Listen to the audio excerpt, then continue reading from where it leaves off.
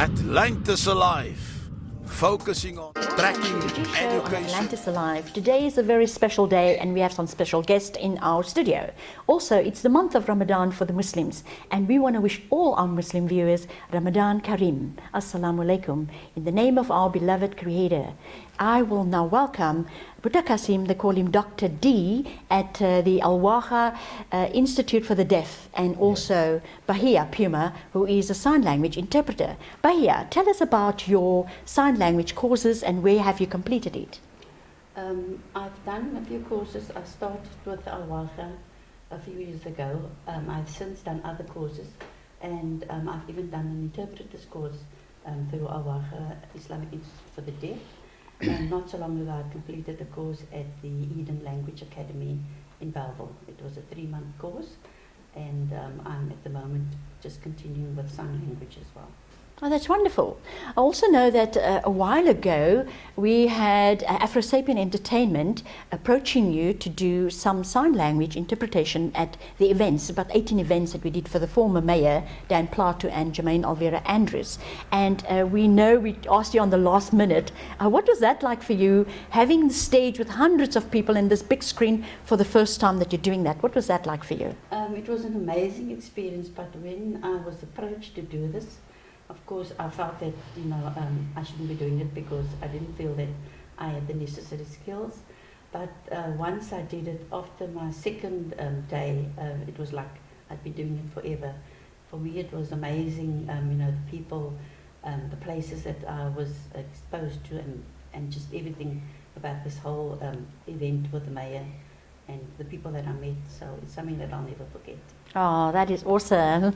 Wonderful. We really, really appreciated you being on that show and, coming in an emergency case and you saved the day. Well, now we will move on to our Dr. D, sitting right next to me. And can you tell us basically more what Alwaagah is and also why it was established? Yes, shukran for having us. Afwan? Alwaagah means the Oasis. So the Oasis was established in 1995 by a group of people who saw the need for the deaf to be taught Islamic education. There was no facility available, nobody was doing it at all. And because these guys attended Catholic schools, yes, unfortunately they got confused as far as their Aqidah and their religion is concerned. So we had to try and correct that. Okay. So that's what it was all about. So we were an educational, a religious educational facility for most of the 26 years that we are in existence. And then we just found that at the end of the day, the deaf needed more than religious education. They couldn't communicate with their parents and their siblings. They needed assistance in doing anything that they wanted to do, personal or whether it was social. And so we had to re-look at what we wanted to do. Oh, that's an amazing initiative you took further. So where is this organization based? Yeah, up until recently, we were based in Gleamore Road in Belgravia. We rented a small house there and we could just run our office from there. And the madrasa, we needed 5 classrooms, so we were renting from IPSA College. Okay. So when we morphed our vision from religious education to education, we had to obtain a premises for that, obviously, because we wanted everything under one roof. So now we've managed to procure the old Sarah Fox Children's Hospital. Oh, that's much bigger though, yes. Wow, that's amazing. Petunia Road in Bridgetown. Yes. So opposite Gatesville. So we never need to go far for our takeaways, we just cross the road. It's Ramadan, we're fasting, don't tempt us. We always think about food while we are fasting, yes? Yes, yes. Yeah, so that's where we are now, alhamdulillah.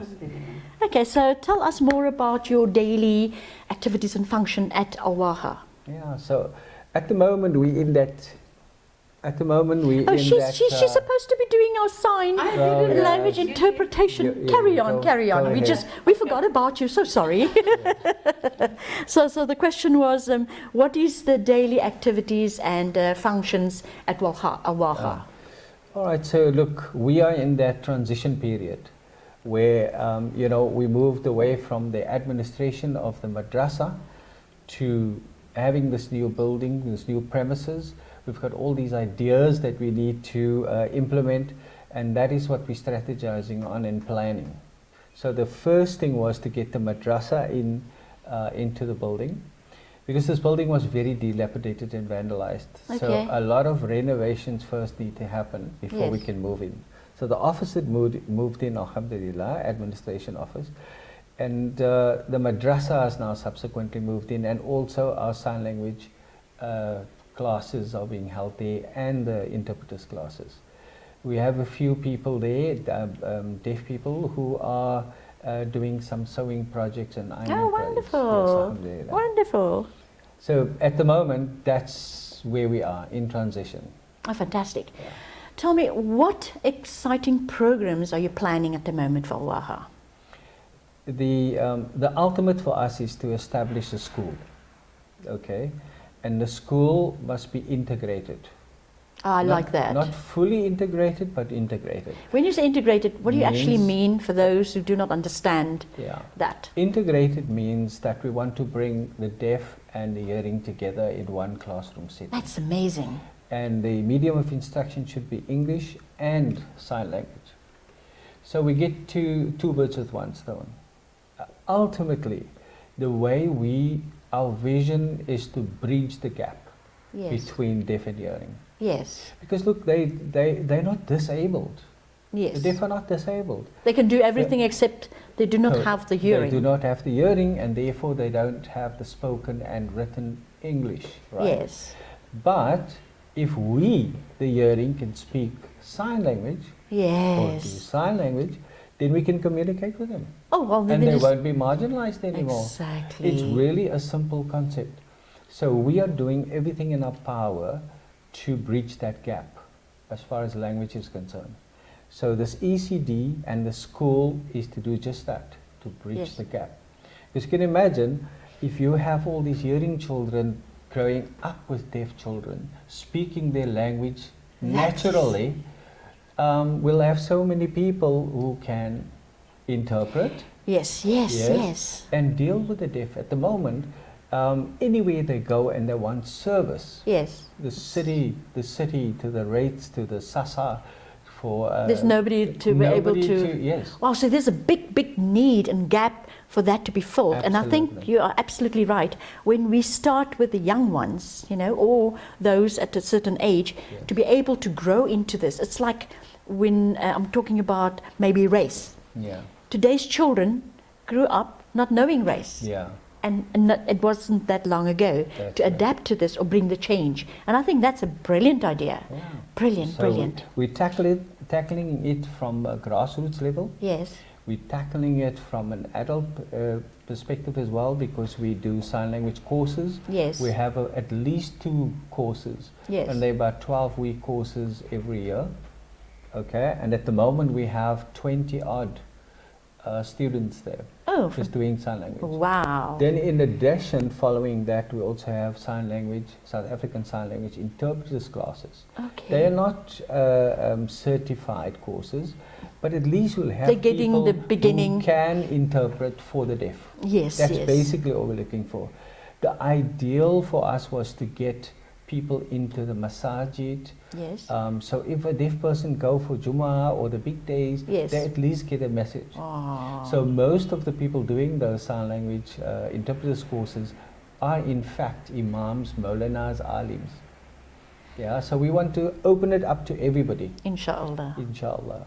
And we hope that the community will buy into this concept, because we are so excited about it. Well, I like the idea of integration, Yeah. which is completely changing the whole onset of, people learning at a young age or adults to interact Yes. with the deaf. Now, I know you have lots of challenges. Tell me about some of the challenges that we have. Yeah. Well, I think that because we're an NGO, one of the biggest challenges is funds. And we always have to appeal to the community, which has been absolutely great. I don't know if you remember, but in 2019, we took 60 deaf people on Umrah. Oh, mashallah, that is beautiful. And then to our surprise, we also had 60 hearing people. So we're a group of 120 people. Oh my who went goodness, on giving that me day. chills. Yeah, no, absolutely, still does to me. It was such a fantastic pilgrimage for the deaf. Yes. And it was meant to re-establish their Aqidah, their connection, Yes. you know, with the Prophet and where he was born, and because they're always hearing about it and Yes. they couldn't understand, you know.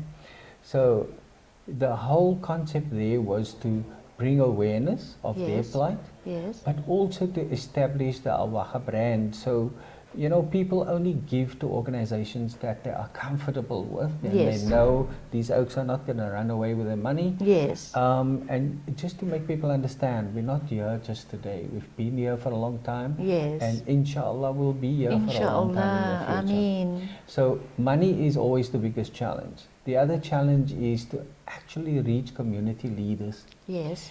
and have them buy into our cause. Yes, All and right. especially because a lot of people are anti this and anti that. Correct. Especially when you are going to integrate, you need a lot of support Yes. for people to become aware of this. Yes. Your awareness campaign, Yes. we should think about awareness campaign Yeah. on that particular, system. So Yes. we're going to wrap up with our first segment and bring you back onto our second one. Okay.